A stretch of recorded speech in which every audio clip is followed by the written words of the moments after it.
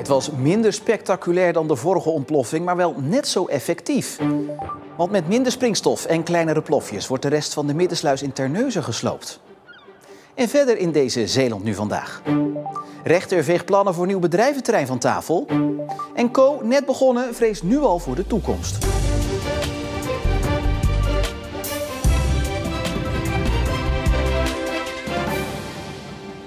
Goedenavond. Uitstel, onderzoek en proefploffen. Bij de sloop van de tweede en laatste sluiswand van de Middensluis in Terneuzen is alles in het werk gesteld om een herhaling van vorig jaar te voorkomen. Toen de ontploffing voor veel schade en overlast zorgde. Iets wat dus niet nog een keer mocht gebeuren, al was het alleen maar omdat iets verderop de wielerwedstrijd de Scheldeprijs van start moest. Zo'n spektakel was het misschien niet. Nee, dat leek me vorige keer niet mee. Viel het een beetje tegen? Nou, tegen. Gelukkig voor die mensen dat het zo afloopt. En ook voor de buurt. Slechts een paar doffe knalletjes. Meer was er niet te horen vandaag. Het opblazen van de oostelijke kolkwand van de Middensluis verliep heel anders dan het eerste deel vorig jaar. En daar zijn ze hier maar al te blij mee. We hebben metingen, nou net al ga ik de eerste terugmelding. We zitten ruim binnen de veiligheidswaarden, de grenswaarden. Dus we hebben het uitstekend gedaan vandaag.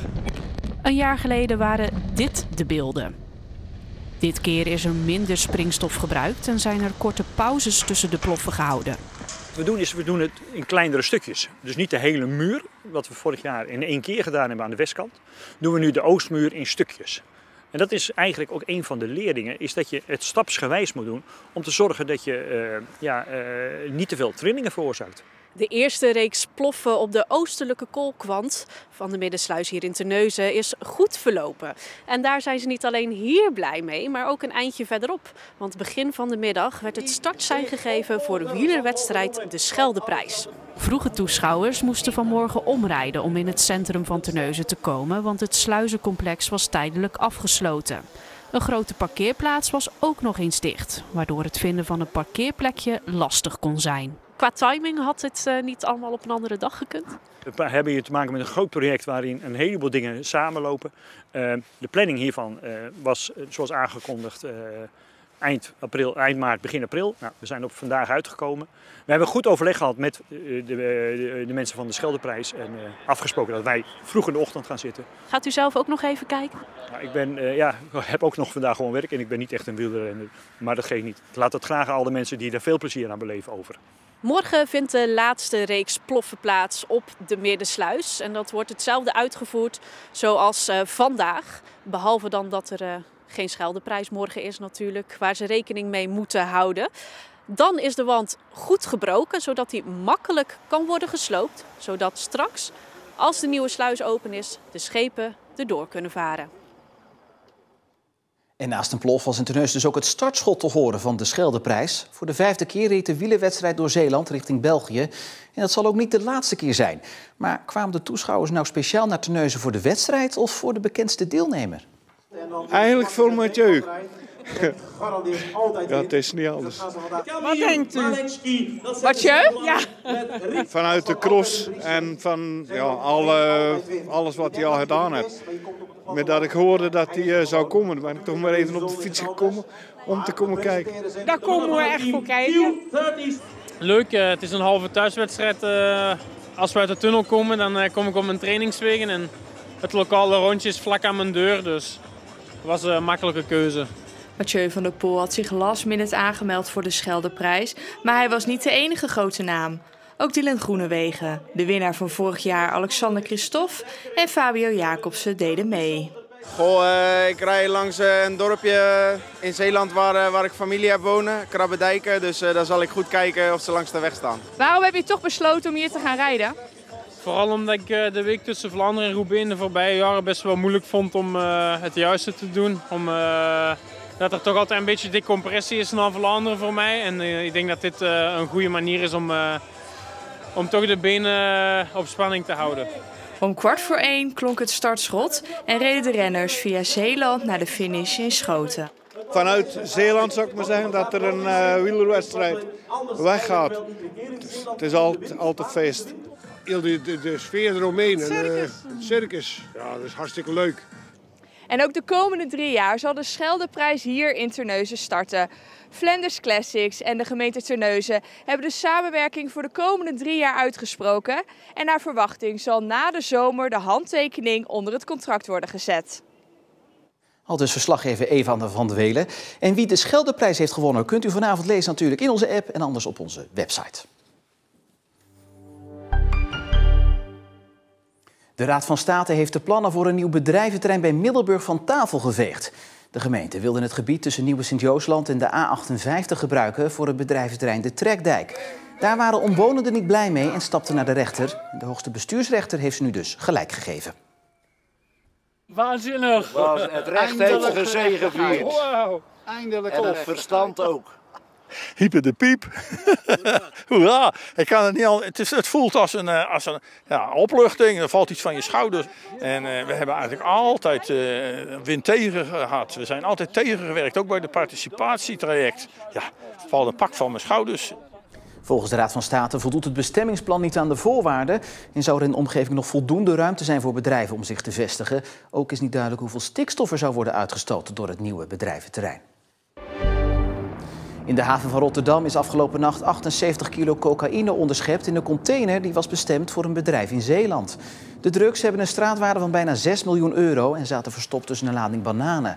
Volgens het Openbaar Ministerie heeft het Zeeuwse bedrijf verder geen betrokkenheid bij de lading drugs, afkomstig uit Ecuador. En de drugs zijn inmiddels vernietigd. Hoe zit het nou eigenlijk met die nieuwe kerncentrales? Waar komen hoogspanningslijnen in het landschap? En wat gaat er gebeuren met de huidige kerncentrale? Een greep uit de vragen waar de gemeente Borselen je in hun nieuwe app van op de hoogte gaat houden. Maar de vraag is, hebben mensen de app al en hebben ze er überhaupt behoefte aan? Nee, die heb ik niet. Nee, zulke dingen is allemaal prima. Nee? Maar voor mijzelf, Omdat ik er al 25.000 op mijn telefoon heb staan. Dus dat is genoeg. De app heet Energietransitie Borselen en is sinds 2 dagen online.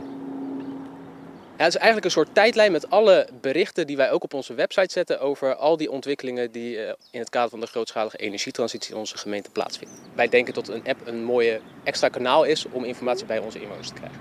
Al zo'n 200 gebruikers hebben de app inmiddels geïnstalleerd. Aan de Schenkeldijk bij Brouwersdam zijn de 9 Amerikanen herdacht die daar, vandaag 78 jaar geleden, om het leven kwamen toen hun vliegtuig neerstortte. Het monument staat er al 3 jaar, maar het is voor het eerst dat er zoveel mensen op de herdenking afkwamen. Dat komt mede doordat scholieren er via een kunstproject bij zijn betrokken. Zij maakten tekeningen, zoals die in die tijd vaak te zien waren op vliegtuigen. We hebben een vlag gemaakt met een halve leeuwenkop. Het is een jachtdier, dus het ging naar zijn prooi toe, net als het vliegtuig. En het halve hoofd van mijn Queen Elizabeth, die laatst is overleden, maar de oorlog heeft meegemaakt. Ook al maken wij het niet mee, andere mensen maken het wel mee. En we moeten daar wel bewust van zijn wat er allemaal gebeurt in deze wereld en gebeurd is. De herdenkingen en het werk van scholieren moeten een nieuwe traditie worden om de gebeurtenis onder de jeugd levend te houden. Eerst was daar PFAS, toen kwam stikstof en nu wordt de droom van garnalenvisser Co Dieleman uit Kloosterzande ook nog eens bedreigd door een aantal natuurverenigingen.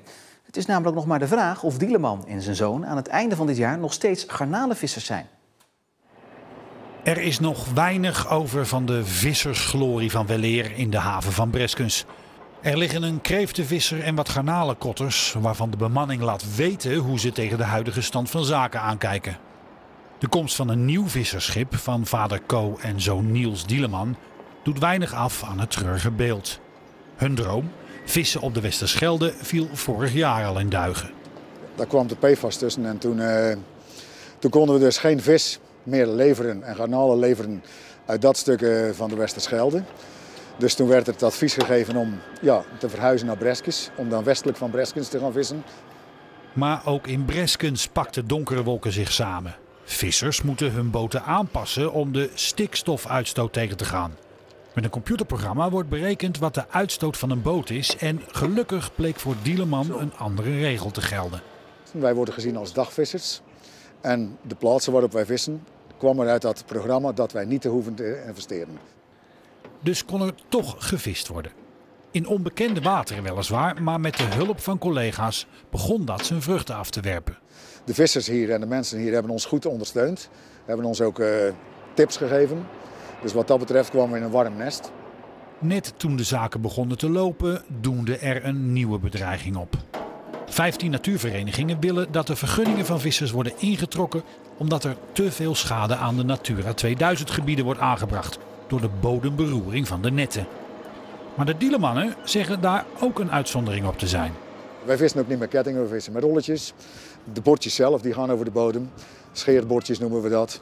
Maar voor de rest hebben wij minimaal of geen bodemberoering. Dat soort visserij wordt niet meegenomen in onderzoeken. Men heeft het gewoon puur over bodemberoering door het koren. Dus is de toekomst alweer onzeker.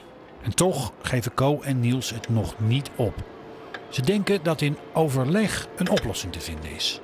Laten we samen op pad gaan. Laat die mensen samen bij ons aan boord gaan. Laten we samen kijken hoe we dat kunnen verbeteren. Zowel ten aanzien van stikstofuitstoot als anderzijds ten aanzien van bijvoorbeeld de soorten van netten of de manier van vissen. Daar staan wij open voor, wij willen voort. Maar als we dan investeren, moeten we gewoon 5 tot 10 jaar door kunnen. Anders halen die investering er niet uit. Eind van dit jaar maken vader en zoon Dieleman de rekening op.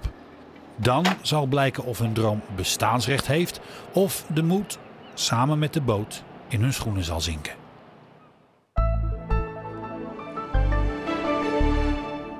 Het startte vandaag met nevel en grondmist, maar dat was snel opgelost. Wat de rest was een zonnige dag bij maximaal 12 graden. Het was voor nu wel even de laatste zonnige dag, want morgen start met regen. In de middag wel wat opklaringen, echter maar van korte duur, want tegen de avond begint het opnieuw met regenen. En scheepspotters opgelet, want de komende tijd maken 2 containerreuzen hun opwachting op de Westerschelde. Deze maand al komt er een containerschip met een capaciteit van iets meer dan 24.000 standaardcontainers voorbij gevaren.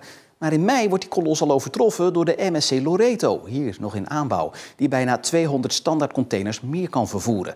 En over hoe lang die trein nou zou zijn als je al die containers nou per spoor zou vervoeren, lees je over op onze site en in de app. Daar ook het antwoord wanneer die schepen worden verwacht. Tot zover de huishoudelijke mededelingen en deze Zeeland Nu. Nog een hele fijne avond.